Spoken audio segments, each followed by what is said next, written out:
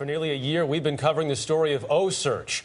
It's a team of fishermen and scientists, and they've created a new way to study the behavior of great white sharks using GPS tags.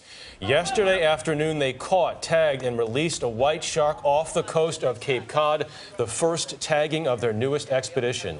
And this morning, we are joined from Chatham by Chris Fisher. He is OCEARCH's founder and the expedition leader. Chris, good morning. Good morning, Jeff. Good morning, Nora. Tell us about Betsy. Betsy was amazing. You know, yesterday we started the day. It had been 16 days of grinding out through bad weather, and we didn't know what we were going to see. And lo and behold, it seemed like a new wave of fish moved in here to Chatham, and we had 3 sharks kind of on us all day. And it was a tremendous game of cat and mouse before we were able to kind of entice Betsy into taking a bait. And we had an opportunity for the first time to deliver a shark to our science team here, and we were just thrilled. I mean, tremendous relief on the boat today after grinding for a long, long time. And you know, she was an immature female, which is an enormous deal for the scientists. It gives us a broader group of sharks for them to understand what's going on here. Oh, Chris, what do you mean by immature? How old do you think Betsy is, and what do you hope to learn from her?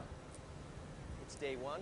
Well, we hope to learn a lot from her. Now we have a blood sample from an immature shark. We can compare that to the 3 other mature animals we have out of the Atlantic and really start to get some baseline data from her. She might also help us define the range of the nursery. But I got to say, Nora, I was a little disappointed when we were pulling it in. I thought it was a boy shark, but when we finally got her up on the deck, it was a female, and we named her Betsy. Chris, we were out with you for 3 days. You've seen a lot, but not a lot have come on the lift. Why has this been such a challenge? Why are the sharks different, do you think, off Cape Cod versus what you saw in Africa, for example?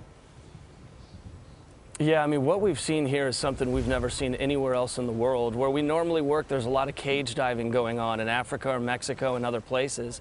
And those sharks tend to come into the boat. They're very curious. These sharks here seem to be super wild. They don't want to come into the boats. They're not interested in anything that we put in the water.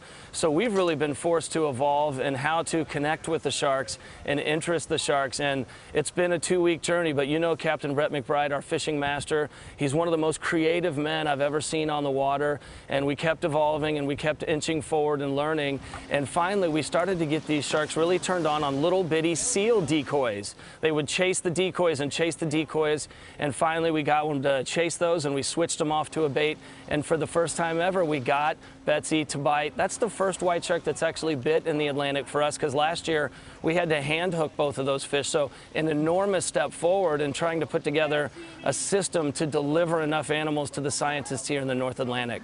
Wow, hand hook a shark. Chris Fisher, great to have you on. Congratulations. Good luck with all of your research. Thanks a lot.